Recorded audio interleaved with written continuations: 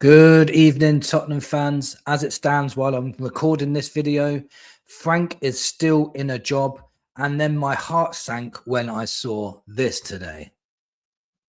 No decision has been made on Frank. No decision has been made yet regarding Thomas Frank's future at Tottenham Hotspur. Talks are believed to have taken place on board level about whether Frank should continue. The Spurs hierarchy are believed to still be looking at all options at this point. What that just tells me is you haven't got a clue on what you're going to do next. You haven't got a plan B. You haven't got a plan to sign another manager. Nobody else is in place. You're going to keep Frank because you think there's no other options out there. But I'm telling you now, you've come out, the board have come out and they've said, we are focusing on sporting success. We want to back Thomas Frank, and we want to push for Champions Leagues and Premier Leagues and challenge in European football year on, year out. Okay, brilliant. Great. You said that 2 days ago. You know that Frank now has got no right winger. Half his midfield's injured or suspended. You've got no predominant left winger. You've got players that are getting suspended left, right, and centre. Frank's getting booed off the pitch, the loudest boos I've heard ever for a manager, I think. And you've done nothing in the transfer market to help him. So my question to you is, you either back him or you sack him. Now, if you sack Thomas Frank, this could be even worse for us, by the way. If Thomas Frank gets sacked, we could bring in an interim manager. That's even worse. But not only that, the board are not going to back an interim manager. So we're not going to sign any more players, by the way, if Frank goes. That's my prediction. So it could get worse, yeah. And not only that, we've got to play Burnley away, which I honestly believe we will lose. I think we'll lose to Dortmund. And then our fixture list after that, after Frankfurt game in the Champions League, is Man United, Newcastle, Arsenal, and City. So not in that order, I don't think, but they're the four teams that we're going to be playing. Now, Man United looked absolutely incredible against Manchester City. So they've turned a corner because they sacked their manager. They didn't want to carry on losing games. They acted like a big club. Chelsea sacked their manager. They didn't think they was heading in the right direction. They acted like a big club. Arsenal kept their manager because he's doing all right at the moment. And City win every year. So, you know, they're not going to sack their manager. But Wolves have sacked their manager. West Ham have sacked 2 managers. Forest have sacked 2 managers. Why are all these other clubs sacking their managers to try and get more success or try and breed more success or get somebody in to do better than the last man? We just seem to be very reactive and not proactive. So, for example, we only bought Conor Gallagher for 35 million because we sold Brennan Johnson for 35 million. And it was an opportunity. So I'm not sure what Langer's doing. I'm not sure what Paratici's doing for the last 5-6 months, planning for this window, when it's clear as day we need help. We've got a creche full of kids playing for us, inexperienced kids, and it doesn't matter as much when you're winning. When you've got youngsters playing and you're winning week on, week out, and you've got youngsters, they're performing and they're playing well, it's all good. When you're in this sort of situation, a really toxic atmosphere at home, fans booing the manager, booing the players, Tottenham losing week in, week out, the 19-year-olds are not going to show up in these games. They're not going to show up. They're going to go into their little shell because they've got no experience of winning games. They're not leaders yet. They're still kids. And we're putting all of our hopes on these kids. It's not fair on a manager to have to deal with that, but also it's not fair for them. And now they're going to be tarnished and treated like a first teamer, which they are because they're in the first team, but they've got no help around them to. So that's why I thought Conor Gallagher was a good signing, somebody to help Gray and help Bergvall with his experience and his leadership. So, but it's a good signing if you can get another midfielder in that can pass the ball forwards. Then you've got wingers that both 20-year-old wingers. You know, Odegaard's not even playing in his rightful position, but we're relying on these players and we shouldn't be. Now, it's not all Frank, but let me tell you why it is, if that makes sense. He doesn't like playing attacking football. We're the lowest in the league for through balls. Our only tactic is to play it out on the wing and cross it in. We don't really defend that well, to be honest. We're really easily opened up. We don't defend the box from long shots. Our only option to score goals is long throws, corner kicks, and free kicks. We don't win our duels. We don't play any specific football. We have no identity whatsoever. We don't pass to each other. I watched the game against West Ham, and it was like watching 11 individuals play on their own. None of them were playing as a team. Can you tell me, please, somebody in the comments, please tell me what Frank is doing to make this team better? In fact, I've just gave you about 10 examples of how it's getting worse. We can't pass the ball to each other.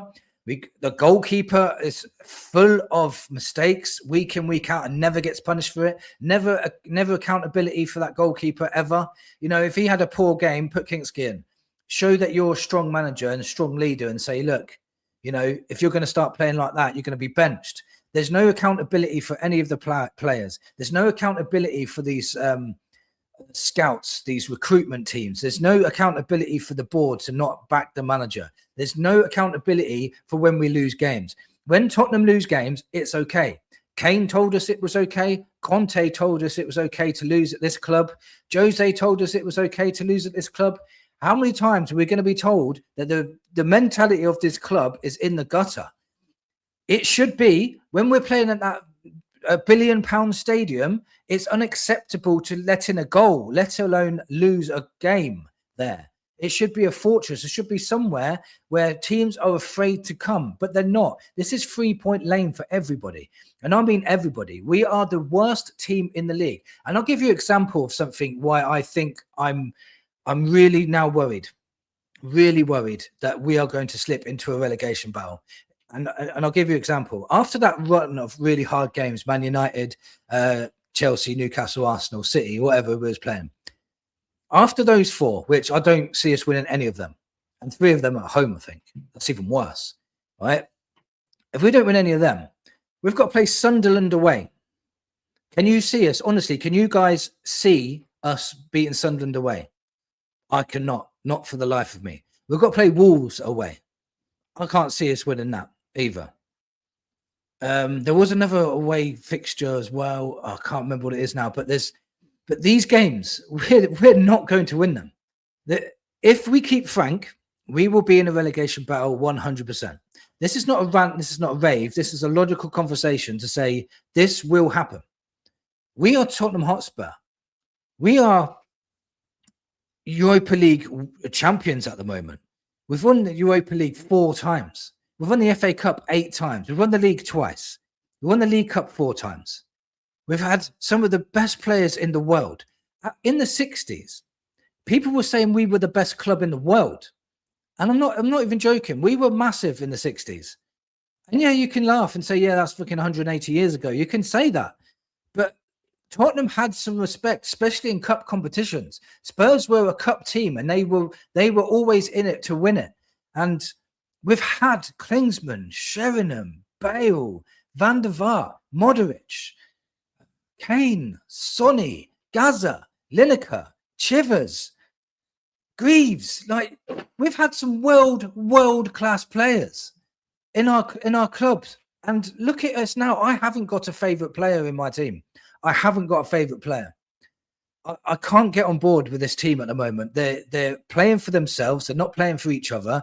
They don't want to play for the club. They're not playing for this manager. That's for certain. So all in all, it's not all Frank. This has been building up for 6 or 7 years now, probably for 25 years, but slowly progressing backwards since 2019. But this is massive. This could be relegation for Spurs. It could be relegation. And this is not unrealistic anymore. It used to be unrealistic. When people used to say to me, oh, you're in relegation, I used to laugh and go, yeah, that won't happen. Now I'm seriously worried it could happen.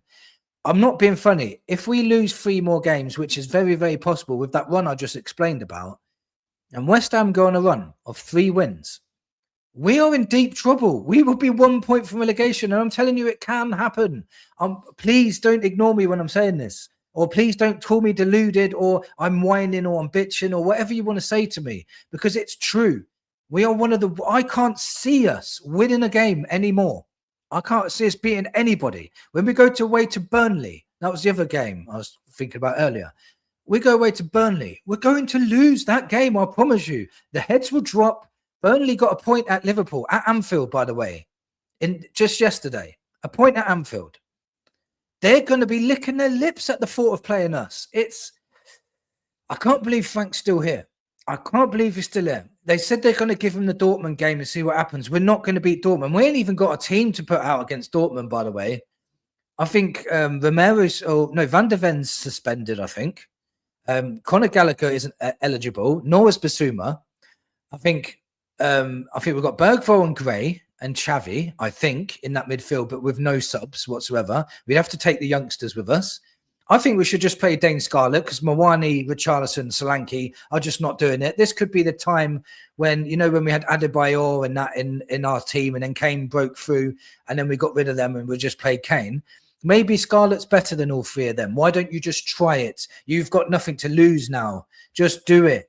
Give the fans something to cheer about. Maybe Scarlett scores a hat-trick against Dortmund, and then that's where his career takes off. Do something different. Stop doing the same shit. When we was 1-1 against West Ham when we needed to win, you bring on Danso for long throws. It's ridiculous. Something needs to change, but changing a manager is going to be the same crap for when the next manager comes in, because I think it's day 18 or day 19 now, and we've signed Conor Gallagher and the left back no one's heard of. And we sold our top goal scorer from last season. So technically, we're a little bit weaker.